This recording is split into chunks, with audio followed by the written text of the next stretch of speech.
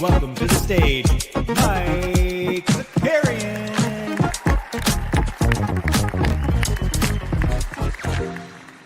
Good morning. What's going on, everybody? Welcome back to the NBA Bit. Apologies for being off on Friday. Shouts to Weisberg for filling in for Live Before Lock. Listen, the greater New York City area had one good day of weather on Thursday, and then my entire system shut down. I was on my ass all weekend long. We're back. Who do we got in the chat this morning? We see Boston Base here saying Jackpot Week. Who win a jackpot on Jackpot Week? Okay, great. Live from Virginia Beach, we got Matic Auto in the chat. Matic Auto never in the same place twice. We got the common man here. Stubbs. We got Josh Dombrowski. Yeah, dude, Sixers might be back. The Sixers might be back. Aaron's in the chat. Sneeps here. Good morning. We got a busy day today, all right? Bagel with Locks already. You can find a link in the description. We had the Celtics Daily goes up in an hour. We'll have Live Before – so we get a special Live Before Lock today, all right? Friend of the show, Aaron Borland.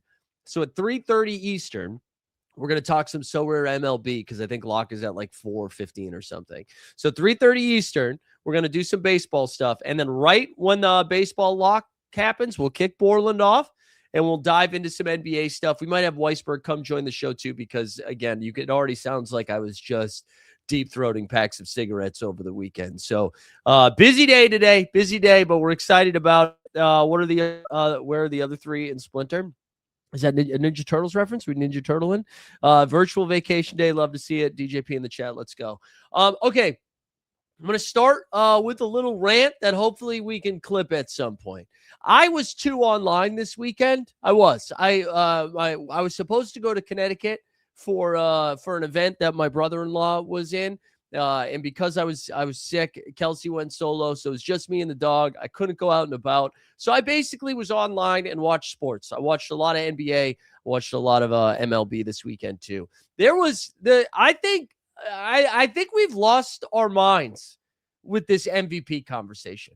This is like one, and the good news is we haven't done like the problematic stuff like we did with Embiid, Jokic a few years ago, right? Where Kendrick Perkins was out there being crazy. But right now, you have Shai Gilgeous-Alexander, defending champion, defending MVP, defending Finals MVP, having another historic season where he's now being lumped into conversation. He's like already passing Dwayne Wade as like a top two guard. Like they're putting him in the Jordan and Kobe conversation now with what he's doing. Bill Simmons did his this 4-year run of SGA. Title favorites again, right? Just incredible year. You have what Luka's doing now with the Lakers after this, like a little bit of an injury, a sluggish East start has now been incredible, just like regularly putting up 40 points a night. A Lakers team that on paper no one was believing, and now we look and we've got like 8 games left in the season, and they are a 3 seed, right? We have Victor Wembanyama, who we always get mad that we get these very specific, like tailored, manicured statements from people outside of Anthony Edwards and now Wemby. Wemby, who will be out there, he's like, yeah, I think I should be the MVP because the guy you're anointing the MVP, we've been kicking his ass all season long, right? He goes out there and says that clear defensive player of the year. And then you have Nikola Jokic, who, by all accounts, probably going to finish 4th, I think, at this point, even though he's regularly putting up like 20. Yeah, I think he was like 22, 17, and 17 like a couple of times last week, right? Almost had like a 2020 night. Jokic has been incredible. All 4 of these guys have just had insane statistical seasons on teams that all have shots at making it to the finals and winning a chip. And then, of course, as a homer, we'll throw Jaylen Brown in there because there's got to be 5, right? So JB and 5th. But those 4 are just like incredible candidates. But for whatever reason, societally speaking, we are incapable of being like, Wemby's got a good case. Wemby's got a good case. But SGA is my MVP. Instead of doing that, the whole weekend, right? Ever since Wemby went out there and said, I think I should be MVP. And then a couple of different podcasters were like, you know what? I'd vote for Wemby. Everybody lost their fucking mind. All the tweets this weekend were like, did you know that Victor Wembanyama, there's never been MVP that has ever played less than 30 minutes a game. And because Wemby's playing 29.5 minutes a game, he cannot be the MVP, and anybody that votes for him as the MVP is an idiot. How are you going to give it to that Serbian when he's the 4th seed, right? They barely beat the Jazz over the weekend. How are you going to do? How are you going to give it to Luka? He's fat and going through a divorce. Well, not a divorce, but a breakup, right? Like we just have lost our like.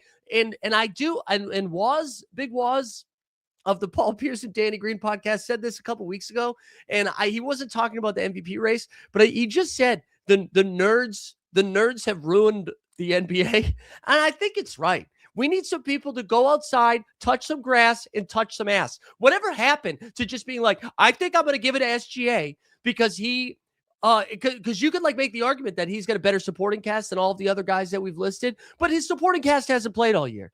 Wemby, sure, is not playing 30 minutes. And part of that is because they're beating the pants off of all of the teams that they're playing. Like, he's the clear defensive player of the year. Offensively, he's still putting up like 24 and 10. He had 7 blocks the other night against the Grizzlies in like 25 minutes. So, like, why would we penalize him for not playing more minutes? Like, you could say I'm going to give it to SGA because he's had a better statistical season on the best team in the league. That's fine. You could give it. You want to give the vote to Jokic? Well, if you take Jokic off the court, this team is actually pretty bad. With Jokic, it's a lot better. Fine. But for whatever reason, we're just like incapable of having a normal fucking conversation about it.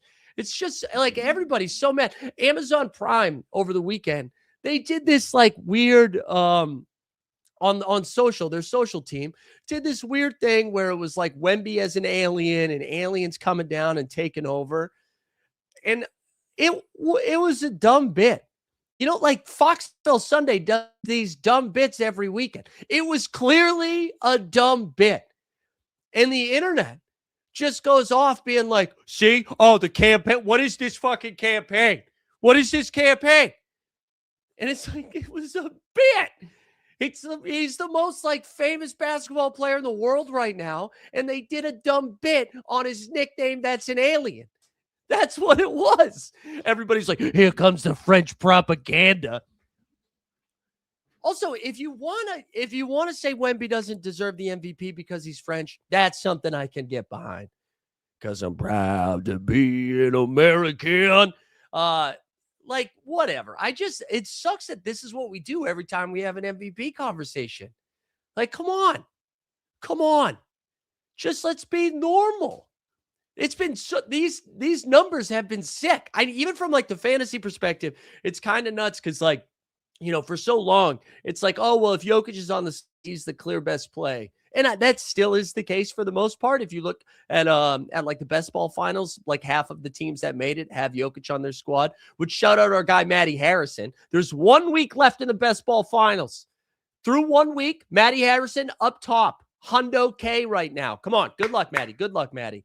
But it's just like, it just bums me out that this is how we discuss it. And I don't know. I mean, like, maybe it's on me for being surprised that this is how we discuss it, because this is just what the internet is, what sports media is now. It's coming up with a take and then being like, you know what? Instead of adjusting my point of view, I'll pull out a gun, right? That's just like what we do. That's just like what we do now. And it sucks because I do think like this should be more of a, and I'm not trying to be kumbaya. We could still yell at some stuff. I'm happy to still yell. But like, let's just be more entertained. Let's be more creative with our yelling. Let's be more creative with it, because I think this is cool.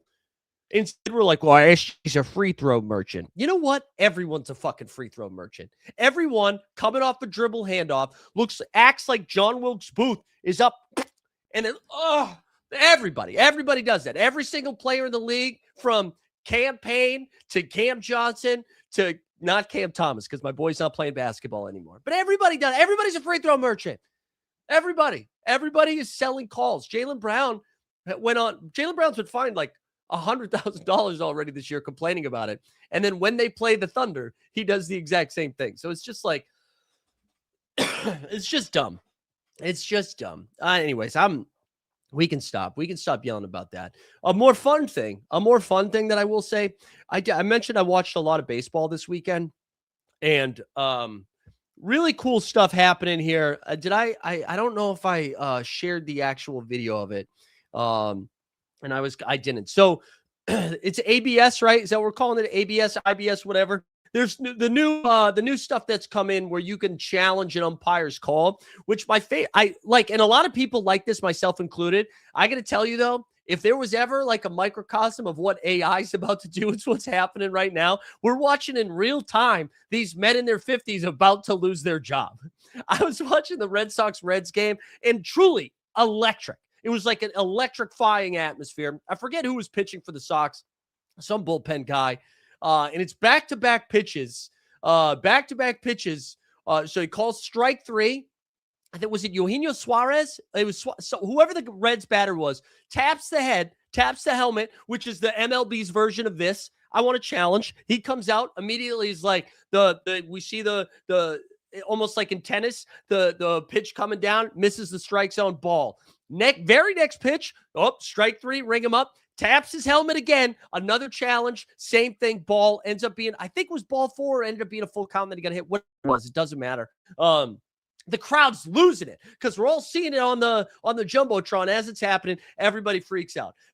That guy had the home plate umpire had a tough day. But my point about this, and I tweeted this out, they need to bring ABS, IBS, ABS, IRS, IRA, bring this to the NBA.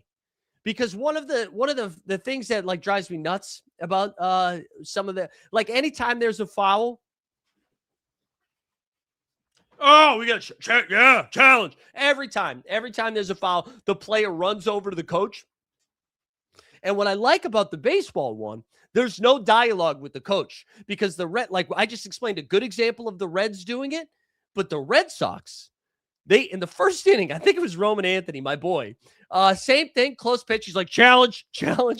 And it was like, no, that was a strike, bro. And then they challenged again. They lost their challenges in the second inning for the whole game. I think if we brought that same energy to the NBA, where if a player calls for a challenge, you fucking challenge it. You had because that would stop everybody twirling their finger after every. No, the second it goes up, it's a challenge. I love it. I like that the players involved.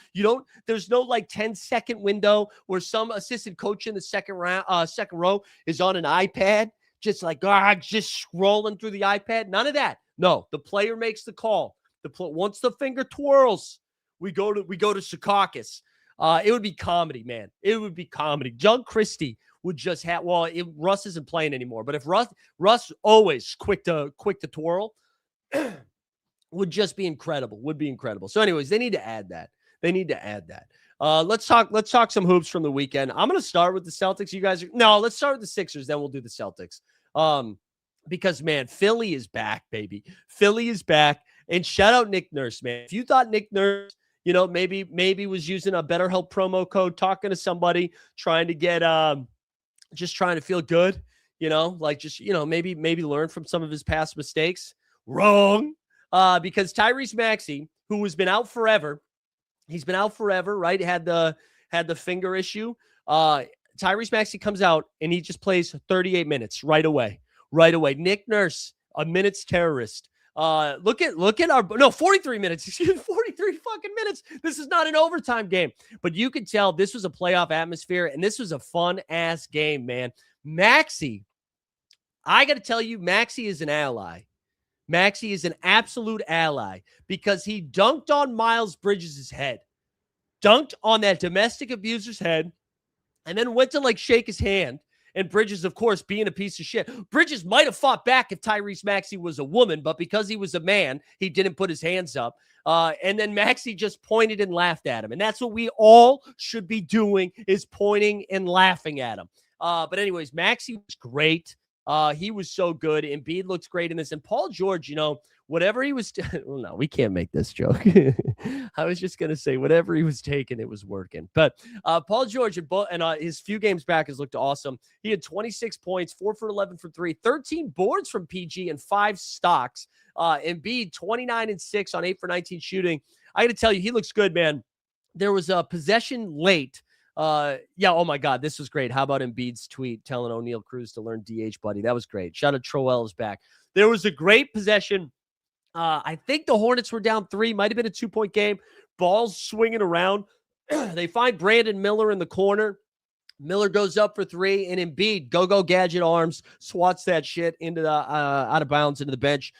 Just a really big play by him. And this was a good win. I mean, this is playoff atmosphere here as these teams are jockeying for position. LaMelo had a crazy night because he was something like 1 for 11 from 3, but then got hot there down the stretch, missed a couple of wide opens. He had a great look at it to tie the game with like a nice play design out of the timeout with like 4 seconds left, I think it was. LaMelo comes flying up around the top of the key, around a screen. This is on a out of bounds play. They chip Paul George a little bit. Paul George recovers. LaMelo catches it. And like Paul George has to be careful because he doesn't want to foul, send him to the line. LaMelo gives him a nice pump fake once he gets behind the 3-point line. Paul George swings by him, but then he missed the 3. And I got to tell you, I watched a lot of this game.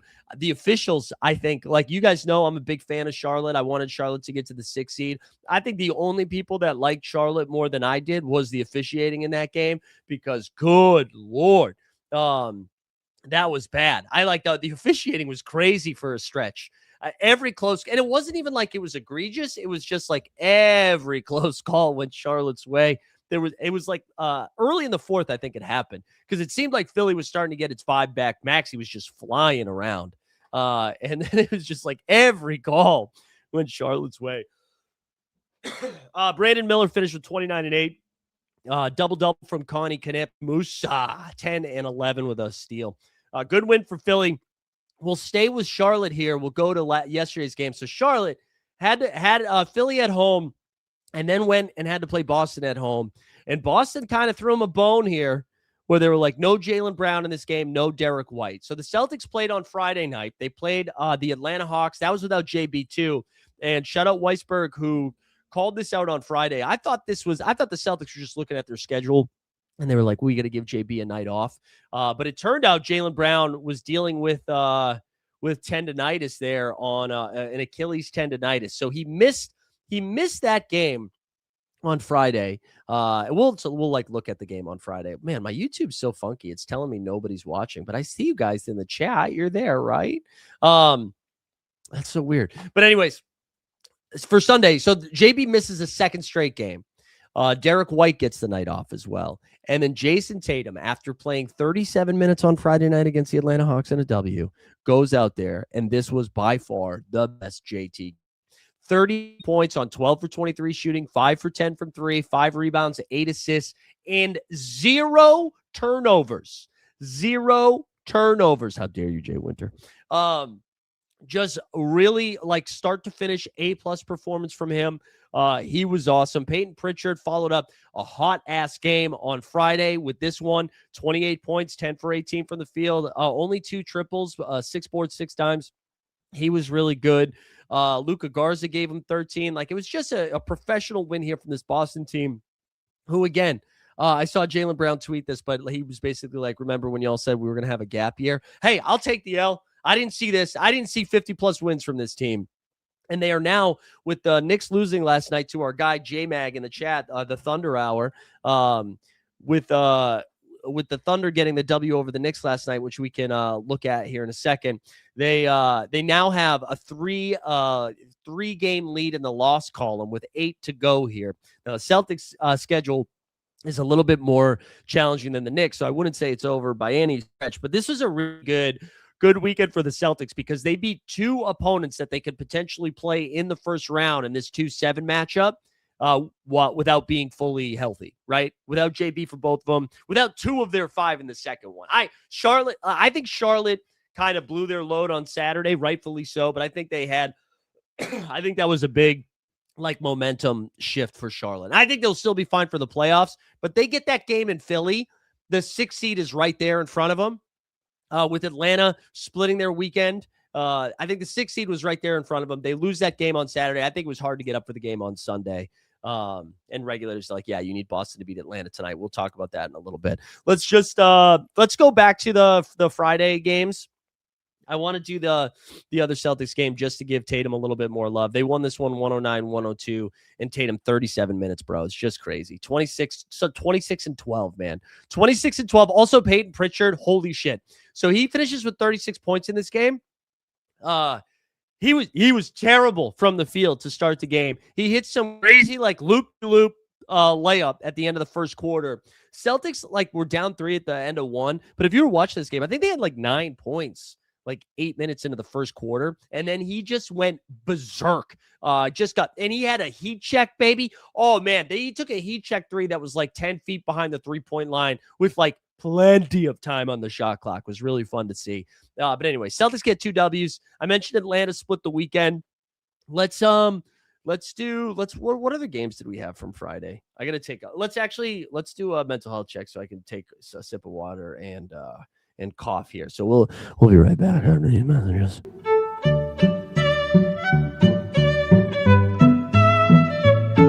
But I'm just not gonna do it, guys. And it feels good to not cave to the chat because I am the boss. Like I said earlier, I'm in charge today. I am in charge. You can't tell me what to do. All right, let's get to the Cavs. The Cavs, oh my God, did they beat the piss out of the Miami Heat, 149-128. Didn't feel that close either. Did not. This was payback, right? Didn't Miami just do this to Cleveland? They got in. Wiggins is back. That's fun. Norman Powell came back, but he didn't play I think he's questionable for tonight, if I recall correctly. Yeah, Tyler Hero's playing over 30 minutes. Nothing to say about the Miami side. Who cares about that? Jared Allen is back, 18-10, baby. J.A. So Cleveland plays Utah tonight, and they play the Lakers tomorrow. So the Cavs got out in front of it, and they were like, hey, we're playing the Mormons. We don't need Jared Allen tonight. J.A., sit down. No Jared Allen, no Strus. They're missing no Tyson, I think, in this one either. But Donovan Mitchell was terrible. But James Harden was not. 17 points, 14 dimes. You got 18-10, 23-10 from Mobley. I mentioned Max Strus. He came off the bench in this one, had 29 points. Max Strus, when Max Strus was missing time, I think he was just chucking threes, man, that whole time, just chucking threes. So good win for the Cavs. Miami continues to sputter. Let's go to yesterday's games because I want to talk about the Orlando Magic and how, there were 2 things that have pissed me off the most this year. Like as a basketball savant, if you will. Has Spo lost the locker room? I don't think so. We got Sanjay Rich in the chat. Let's go. This is what I would say. There were 2 things. Let's do it like this. There are 2 different things this NBA season that have pissed me off the most. One, the Houston Rockets not trading for a guard at the deadline. I would assume Kobe White, both of them right there, would have made a ton of sense. That pissed me off. The second thing, the Magic not firing Jamal Mosley. I'm not even saying Mosley's a bad coach, but like we have Mosley and Paolo are like talking shit to each other through the media. Like Magic will, I think they've won 1 game in the last 8 months, and it was against the Kings. This was insane. So the Raptors, and I'm sure Power Duster knows in the chat, the Raptors here, 38-20 in the first. They outscored by 11 in the second, by 18 in the third, and then 7 fourth. What was the run? What was the run in this game? I believe it was was it like a 38-0 run or something like this? What was it? What was it? I forget what the run was, but like Orlando didn't score for like 8 hours. It was crazy. 31-0 run. Biggest run in NBA history. And like Toronto was without Brandon Ingram, which, by the way, the Toronto Raptors injury report was on cocaine yesterday. All right. Reporting early, Brandon Ingram's dealing with a heel injury, was playing bad the last couple of games, probably going to miss this game. Technically questionable, probably going to miss this game. Then out of nowhere, they're like, hey, guess what? Brandon Ingram's going to play, baby, but RJ Barrett, his shoulder's bothering him, so he's questionable now. Then, out of nowhere, they're like, RJ, game time decision. Brandon Ingram, no longer playing. He was ruled out. Just insane shit. Jamal Shed almost got me to $1,000 on So Rare. We just missed out for our fifth thing. But let's give Scotty some love. He's been hooping 23-15. 3 steals as well. RJ, 24, 3-3, 3 steals for himself. Pirtle Power, 11-7. Jamal Shed, 12-10 in 23 minutes. Jacoby Walter. Sandro hit him with 19-4. I mean, even Grady Dick played a bunch of minutes. Look at just Orlando. Paulo played 30 minutes, 3 for 14 shooting. The fuck? Like, I mean, Scotty, A-plus defender, but still. Bane at 17. Just, again, they should have fired Mosley a long time ago. That's right. We got Garrett Temple minutes. Raptors had a skeleton squad, and Orlando was speaking before the game that it was the most important one of the season. Yeah, no, I agree it's beyond coaching. I'm not saying Mosley's the only problem here. Vibes are bad. But I'm just saying, if you don't like the writing was on the wall. The writing was on the wall. Why ride this out? You've just traded 455 first-round picks for T-Rex Desmond Bane. Like, what are we doing? Make the move, sons. What are we doing? Adam Hurley out of nowhere is just like LeBron the GOAT. Hey, man, it's too early for glazing, okay? Or maybe it's the right time for glazing. I don't know. I'm not going to tell you when and how to glaze. No shame in here. Anyways, good win for the Raptors, who are just moving along. Orlando, man, they're not seeing the postseason. Oh, we are down so bad. Any other games from this weekend that we really need to focus on? The Bucks have been eliminated from the postseason. Shout out Doc Rivers. Doc Rivers, the second. I'm top 5 all time in pocket pool. Whoa.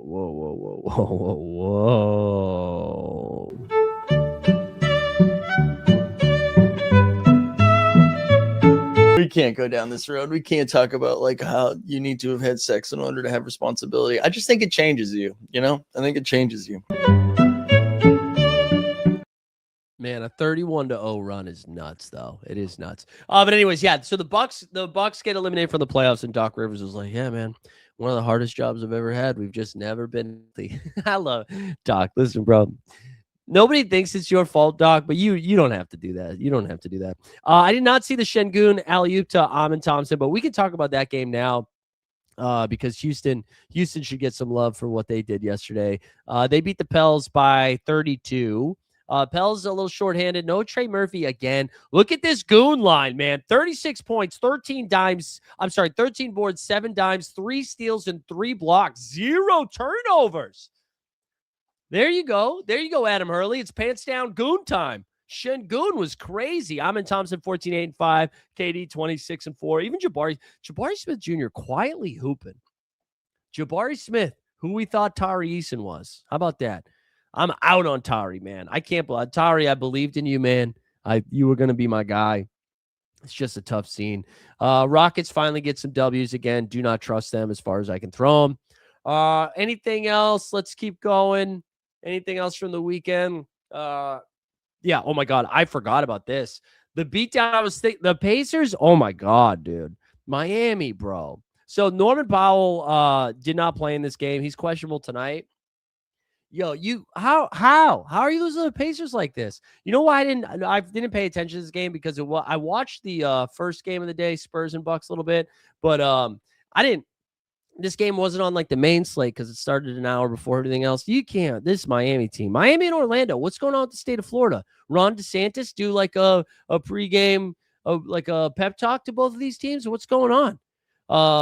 Nembhard 50, like Siakam at 30, 11, and 6. Nembhard 15 and 10. I don't know, man. I don't know what's going on with the Heat. Okay, so that's why Regulator said that about Spo. Regulator, I take it back. Yeah, fluoride. Okay, all right. Nets beat the Kings. I'm not going to talk about it. I'm not going to talk about the Blazers. Donovan Clingan is the only center this entire season not to get there against the Wizards. Let's hashtag Thunder up. SGA, he was pretty good last night. This is what I wanted to focus on. Look at J-Dub. Our man J-Dub played 29 minutes last night. 22 and 2 in this spot. Shea extends the 20-point streak, goes for 30. Chitty bang bang, 16 and 9. iHeart played 13 boards. Just ho-hum. Knicks dropped this game 48 to 27. They dropped to 48 and 27. Brunson was pretty good, 32, 5 and 5, but not enough. Pretty sure the Pacers beat them last time too. Maybe. I mean, they couldn't have done it too many times because the Pacers, that was like their 17th win, but you might be right. Or you might be crazy. Shout out Billy Joel. Warriors and the Nuggets. I didn't watch this game. Haven't looked at the stats. It was too late, and I took some NyQuil. Okay, how about Porzingis playing like 30 minutes a game, huh? Trying to shake the sickness. He's trying to get another deal, trying to get another contract. KP, 23 points, 5 for 5 from 3. I'm telling you, man, if I'm 5 for 5 from 3, I'm going to be 5 for 6 from 3. I'm not stopping at 5 for 5. You know what I'm saying? What are you doing? Shoot the ball. You've hit all of them. Shoot the ball, Zinger. We got Patty Coyne in the chat. Let's go back from. Oh, dude, how long were you in fucking Hawaii, man? I was seeing you on Instagram. It's like I feel like for 3 weeks you're like, here's me with a Mai Tai. I hope you had a good time. What happened to Gordon last night? I didn't see Gordon got hurt. I saw Cam Johnson got hurt. Gordon didn't play. So he just didn't play. Did they give him the night off? I don't know. I missed it, Aaron. I wasn't locked in. I'm sorry, guys. I wasn't locked in. I was catching up on shrinking with my wife when she got home. No, I missed that. I did see Cam Johnson got hurt in this game and went to the locker room. I don't think he returned. He looked like he might have got the wind knocked out of him or something. Got hit in the side. I don't know. Anyways, Jokic, pretty bad game from Jokic. Only 25, 15, and 8. Jamal Murray, 26 and 7. Jamal Murray's been hooping, baby. Jamal has been hooping. I apologize for all the coughing. I haven't, when I'm not talking, I don't cough, but the second I start talking, it starts happening. So Live Before Lock is going to be a shit show. Did we have any important games on Saturday? Spurs, we mentioned, beat the Bucks. Oh, let's Detroit basketball. Let's talk about Detroit basketball. So, yeah, man, I'll tell you why I'm pissed off. Your boy has been getting ready for the last couple of days, stretching out, because I knew the Pistons were starting to signal to us. They were like, hey, by the way, Jalen Duren's going to miss a game soon. And when Jalen Duren misses, we get into the mud with B-Ball Paul. It's going to be Paul Reed night. All right. I did it on, was it Friday? No, Thursday. Whatever slate where it was like they were on a back-to-back and he played 500 minutes, right? It was B-Ball night. Then on Saturday in this game, they give me a Q-Tag. I'm like, oh, B-Ball Paul night? But then once we looked at the schedule, shout out Magikarp 2 pointed it out, on they play OKC tonight, but then tomorrow they play Toronto, Western Conference team versus an Eastern Conference team. OKC, maybe not a winnable game. Let's go get it tomorrow. They give Jalen Duren a doubtful tag. Just give him the Q tag. Let me live for a little bit. Because I was ready. I was going to be 100% B-Ball Paul. But now everybody knows. Anyways, this is a good win for them, man. Minnesota, dude. What the fuck, man? Naz Reid, bro. Naz Reid, he's not 100%. That's for sure. Duren, 10 and 13. He got into some foul trouble, which was hilarious just because I was all in on B-Ball Paul. And Paul still 12.7 boards of stealing a block, 3 dimes. Shut up. I love B-Ball Paul, man. Danis Jenkins. It took me 6 months, but I now know how to pronounce his first name thanks to Maddie Harrison. 13-8 in this one. Look at Toby, 18. Look at Tobias Harris, dude. 3 blocks and a steal. Look at, man. You wanted to trade Tobias Harris, not me. And I did want to trade Tobias. But anybody on the bench do anything that we need to talk about? Ronnie Holland, 13 points. Guys, you know what? I didn't want to talk about this too much. Listen, I'm going to say prayers up for Jaden Ivey, because my guy is going through it. I don't know if you guys have been paying attention to, you're probably not following Jaden Ivey on Instagram, but his Instagram stuff is crazy. And it's, listen, I'm not listen, I'm not like anti-religious or anything like that. We're religious. But he's doing some scary religious stuff in there, where it like jumps the shark a little bit. So anyways, I hope Jaden Ivey's okay. Just get that man healthy. Let him run around. It's making me nervous. Jaden's making me nervous. Anyways, Pistons get that W. Let's go back. Let's go look at our boy Naz Reid, because Naz, baby. They were without so many guys. They were without Jaden McDaniels. He's going to be out tonight again. Ayo Dosunmu was out. Anthony Edwards was out. Randall, 2 for 13. Bro. 2 for 13, Julius? 2 for 13. You're really going to do it to us like that, man? We had a lot of Randall. Regular season Randall. Yeah, tough stuff. Rudy had 14 and 12. Dante Spicy Ragu with 22. Look at Nas. So Nas played 24 minutes, 3 for 15. They combined 5 for 28. You know what that is? My shooting percentage. That's bad. All right, Jamie, I got you. Anyways, good win for Detroit. 54 wins. How about that? Listen, I want to give Missoula Coach of the Year. I want Jordan Ott to be out there. It's got to be Bickerstaff. This team's got 54 wins. First, the whole way. What else? Anything else? We already talked about 76ers. I'm never talking about the Kings again this season. Okay, I want to talk about this game for a second because I did watch this. I was in bed, and I watched the last 5 minutes of this game. This is the dumbest basketball game in this entire NBA season. The last 5 minutes was crazy. Both of these teams trying to suck. Grizzlies up 1, 7 seconds left. Use their last timeout. They have the ball out of bounds. All right. It's an out of like at half court on the sideline. Okay. Cedric Coward throws a pass too high. I think it was for Gigi or OMP. It's too high. Trey Jones gets the steal, which was good for my bags. Trey Jones gets the steal. He's got like a 2-on-1, time's winding down. Okay. He's got Colin Sexton on his left and then the defender in between him. He looks up at the clock, and they show this in the replay. He looks up at the clock. It's got exactly 1 second left. Trey Jones passes the ball to Colin Sexton. And then Sexton, who also knows how much time is left, doesn't do like a quick get it up there. He goes up, brings it back down to go around the defender, and then puts it up off the glass. When I tell you, it wasn't like the buzzer went off while the ball's still down here. Like it's not even on the way up. It was just some of the worst execution I've ever seen. Also, I do think the Bulls are going to mutiny against Colin Sexton here. Colin Sexton, and I like Sexton. I kind of wanted him to go to a good team, right? He played 30 minutes. He had 26 points, took 14 shots, 11 for 13 from the line. Sexton did not pass. I mean, it was so bad that I was starting to pay attention to it. There was one possession. He ended up drawing a foul, knocked down 2 free throws. Good for him. But he gets into the paint and he's got 2 shooters. Well, one of them is Josh Giddey. He's got a shooter and a half. He on both like 3-point, both corner threes, and they're wide open. And instead he does like this triple pump, looking for contact, throws it up there. He's a tough hang. Anyways, Grizzlies got to win. The Bulls are embarrassing. Let's see. Anything else? Or can we let's just look at some standings. Let's look at some standings. What do we got? All right. So the East, I think this is how it's going to go. This is how it's going to be. Shout out Third Eye Blind. Pistons 4-game lead. They're going to be the 1 seed. We got 8 to go. EIGHA to go. That's all I got. Celtics here.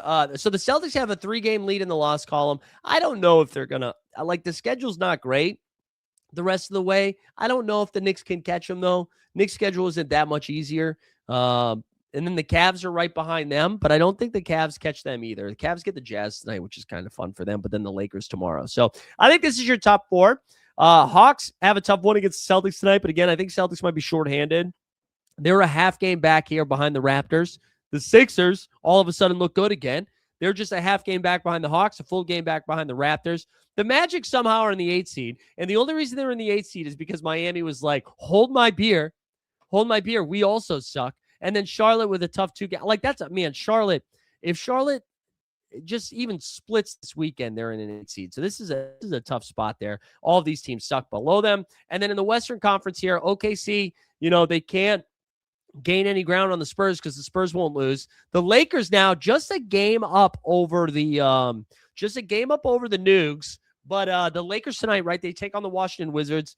Luka got a tech rescinded last week, but he was like, I'm a bad boy. Picked up another tech, so he's going to miss tonight.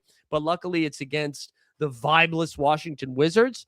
And then you have the Minnesota Timberwolves, who might get Anthony Edwards back. They're now 2 games back behind the Nuggets, and then the Rockets are right there with them. I think Denver's probably rooting for Houston to catch Minnesota. I don't know if that's going to happen. Let's look at the schedule tonight, and then I don't know if I'm going to build ranks for you guys like I normally do, because as you can see, I am fading pretty fast here voice wise, and we got a long day of talking. So let's look at tonight. Try to get some reads on some shit. So the Celtics and the Hawks. The Hawks are 1.5 point faves. So this is what we have to figure out. So Derek White missed a game on Sunday. This is the third game in 4 nights. Tatum played 37 minutes on Friday, 32 minutes on Sunday. Does not have a designation right now, but that's not because he's not going to get one. It's because the Celtics won't file until midday. If I had to guess, Tatum is not going to play basketball tonight. I kind of think Derek White is going to go. I wouldn't be surprised if Peyton Pritchard all of a sudden got hit with something, but I don't think so. I think Pritchard's going to play. I think White's going to play. I think Jaylen Brown, I would say 60-40, does not play tonight. Atlanta being favored by 1.5. I know they're at home, but this is also their third game in 4 nights.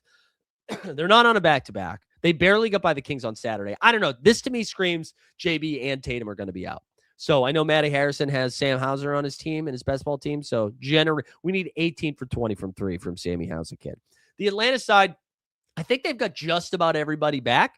Even old cum buckets, Kuminga should be playing tonight. But he's going to be limited though. Excuse me. JJ, Nickeil Alexander-Walker. That's kind of it for me. If they are missing Tatum and Brown, I think Dyson Daniels is kind of interesting. But this is JJ. JJ had a pretty bad shooting night against Sacramento, but it's kind of nuts, man. Even when Jalen Johnson has rough games, his numbers are still there. So fire up some JJ. But yeah, I really like Derek White tonight in underdog in the 6th round. I just think it's free.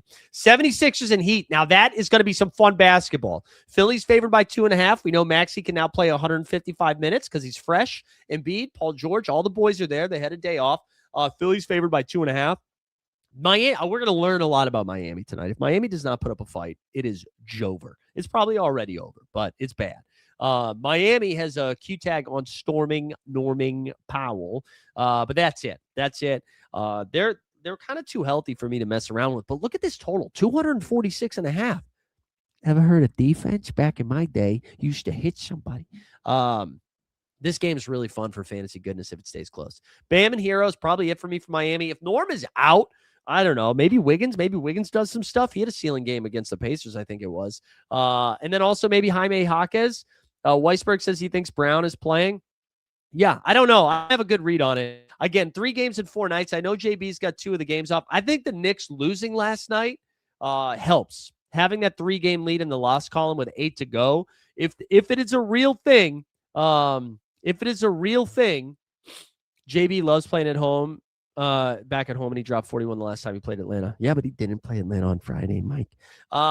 That is so funny, though, Mike, because on Friday you were saying that there's some real concern with Jaylen Brown missing extended time. Pick a lane, bro. I was giving you credit for the take earlier. Yeah, I don't know. I would say I'd still lean 60-40 out. I think if Jaylen Brown was playing, the Celtics would be favored here by 1 or 2.5, even if they're without Tatum. But I feel super confident Tatum's not going to go. I do think on underdog, Jaylen Brown's cheap enough that just draft him. You can draft him, figure out swaps later, especially because Derek White's not going every time. Anyways, Miami, whatever. Philly, you just draft those 3 guys. I'm not touching VJ in the 6th round. I'm all set. With everybody back, VJ's less enticing. Maxey, Embiid, Paul George in that order. Or actually, Embiid's ahead of Maxey, but I like Maxey more. Right?